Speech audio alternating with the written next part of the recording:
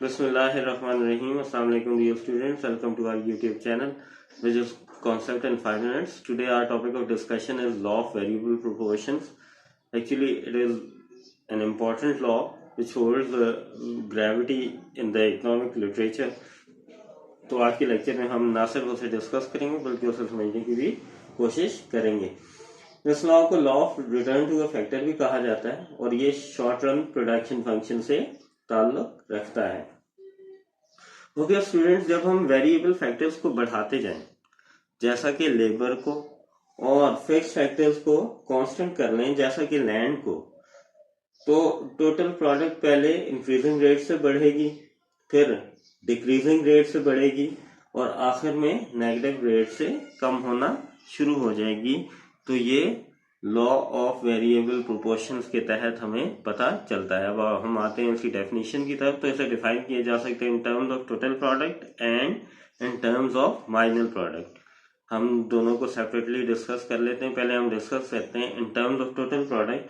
तो as we increase the quantity of only variable input keeping other factors as constant, then the total product initially increases at an increasing rate, then at a diminishing rate and finally at a negative rate. अब हो ये रहा है कि आपने constant किया हुआ है एक फैक्टर को जो कि लैंड है और एक फैक्टर को वेरिएबल रखा हुआ है जो कि लेबर है।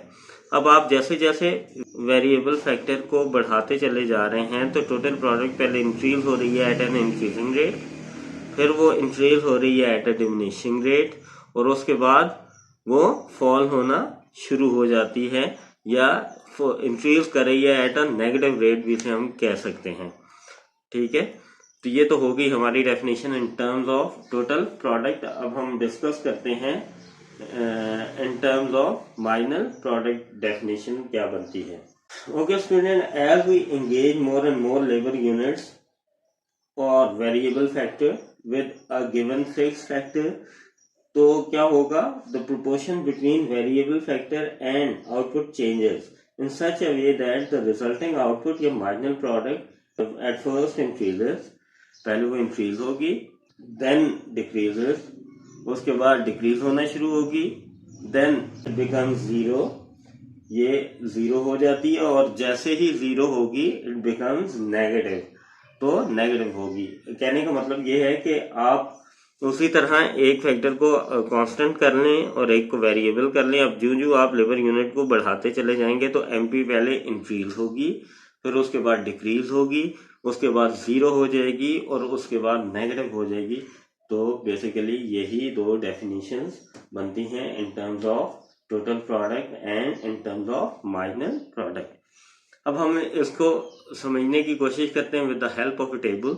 ओके स्टूडेंट, हमें लैंड दी हुई है जो कि फिक्स फैक्टर है हमारे पास, हमने उसे 1 ही अज्यूम किया हुआ है, ये भी हमारे पास फैक्टर इनपुट है। उसी तरह लेबर भी हमारे पास फैक्टर इनपुट है, लेकिन डिफरेंस इन दोनों में ये है कि इसे हमने फिक्स्ड रखा हुआ है और इसे हमने वेरिएबल कंसिडर किया है। जैसा कि ये देख रहे हैं आप 1 2 3 4 5 6 7, यानी कि ये वैल्यू कॉन्टिन्यूसली बढ़ती चली जा रही है। मतलब ये कि इस फैक्टर को हम वेरिएबल अज्यूम कर रहे हैं।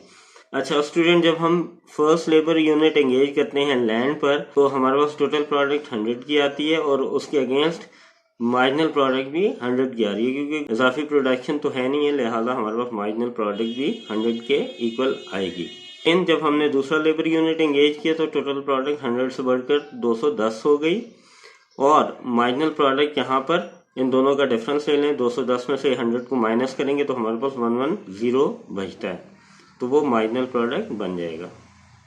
ओके, जब हमने थर्ड लेबर यूनिट एंगेज किया तो टोटल प्रोडक्ट 210 से बढ़कर 330 हो गई स्टूडेंट्स। अब जब मार्जिनल प्रोडक्ट आपने फाइंड आउट करनी होगी तो 330 में से 210 को माइनस करते तो हमारे पास 120 मार्जिनल प्रोडक्ट आ जाएगी। फोर्थ लेबर यूनिट पर आप देखें तो 420 टोटल प्रोडक्ट हो गई, 330 से बढ़कर 420 और मार्जिनल प्रोडक्ट 420 में से 330 को माइनस करें तो 90 बचती है। अब देखें तो पहले 3 यूनिट तक टोटल प्रोडक्ट इंक्रीज हो रही है एट एन इंक्रीजिंग रेट। मतलब ये हुआ कि हर आने वाला लेबर यूनिट पिछले लेबर यूनिट के निस्बत ज़्यादा प्रोडक्शन देता जा रहा है। जैसे ही आपने चौथा लेबर यूनिट एंगेज किया تو اب ٹوٹل پروڈکٹ تو ابھی بھی انکریز ہو رہی ہے لیکن ایٹ اے ڈیمینشنگ ریٹ. مطلب یہ ہوا کہ پچھلے لیبر یونٹ کے نسبت آنے والے لیبر یونٹ نے کم پروڈکشن دی ہے. اگرچہ پروڈکشن تو دے رہا ہے لیکن اضافی پروڈکشن کم ہے، جو کہ مارجنل پروڈکٹ 90 سے بھی ہمیں پتہ چل رہا ہے. ہم 5 لیبر یونٹ انگیج کرتے ہیں تو ٹوٹل پروڈکٹ ہمارے پاس 490 ہو جاتی ہے، 420 سے بڑھ کر 490. اگین جب ہم ایم پی فائنڈ آؤٹ کریں گے تو 490 میں سے مائنس کریں 420 کو تو ہمارے پاس 70 آ جائے گا. چھٹا لیبر یونٹ انگیج کرنے پر ٹوٹل پروڈکٹ ہمارے پاس 490 ہی رہتی ہے، مطلب اس نے کوئی بھی اضافہ نہیں کیا اور ٹوٹل پروڈکٹ آپ کی 490 پر سٹل ہو گئی ہے. اب جب 490 میں سے مائنس کریں گے 490 کو تو ہمارے پاس ایم پی 0 بچے گی.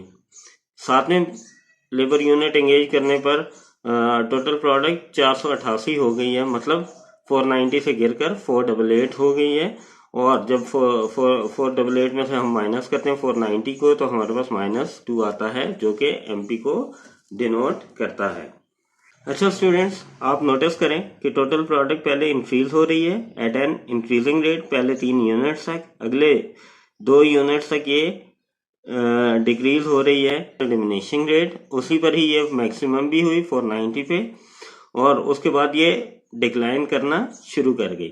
ایز پر ڈیفینیشن، وہی ڈیفینیشن جو ہم نے ڈسکس کی ہے کہ ٹوٹل پروڈکٹ پہلے انکریز ہوگی ایٹ این انکریزنگ ریٹ، پھر انکریز ہوگی ایٹ ڈیمینشنگ ریٹ، اور اس کے بعد فال کرنا شروع کر دے گی. اور in terms of minor product جو ہم نے ڈیفینیشن پڑھی تھی کہ پہلے پروڈکشن انکریز ہوگی ایٹ این انکریزنگ ریٹ، پھر ایم پی فال کرنا شروع کر دے گی، فال کر رہی ہے 90 سے 70 ہو گئی، اور اس کے بعد 0 ہو جائے گی، تو 70 کے بعد یہ 0 ہو گئی اور اس کے بعد یہ نیگیٹو ہو جائے گی. اوکے اسٹوڈنٹ، اب گرافیکل ریپرزنٹیشن کی طرف آتے ہیں. ہم نے یہاں پہ دونوں کے لیے، مطلب ٹی پی کے لیے اور ایم پی کے لیے گراف بنائے ہیں. ورٹیکل ایکسس کے along آپ ٹی پی اور ایم پی کو رکھ لیں گے، اور ہارزونٹل ایکسس کے along ہم لیبر یونٹ کو لے لیں گے. ایکچولی میں نے ٹی پی اور ایم پی دونوں کو ڈسکس کیا ہے، تو میں ان کی کمپیٹیبل پوزیشن آپ لوگوں کو بیان کرنا چاہتا ہوں تاکہ آپ کو زیادہ اچھے سے کانسیپٹ کلیئر ہو جائے. اوکے اسٹوڈنٹ، دیکھیں تو پہلے 3 لیبر یونٹس تک ہماری ٹوٹل پروڈکٹ انکریز ہو رہی تھی ایٹ این انکریزنگ ریٹ. تو ٹرینڈ دیکھیں ٹوٹل پروڈکٹ کا، یہ ٹوٹل پروڈکٹ کا کرو ہے. شروع میں اس پوائنٹ تک گراف جو ہے شو کر رہا ہے کہ ٹوٹل پروڈکٹ انکریز ہو رہی ہے ایٹ این انکریزنگ ریٹ، یعنی کہ آنے والا ہر لیبر یونٹ پچھلے لیبر یونٹ کے نسبت زیادہ پروڈکشن دے رہا ہے. مطلب یہ پوائنٹ ہمارا پوائنٹ آف انفلیکشن ہے. اس پوائنٹ پر ٹوٹل پروڈکٹ کا گراف نا ٹرینڈ چینج کر رہا ہے اور انکریزنگ ریٹ سے ڈیکریزنگ ریٹ کی طرف آ رہا ہے. اب دیکھیں کہ ٹوٹل پروڈکٹ سٹل انکریز ہو رہی ہے but at a diminishing rate.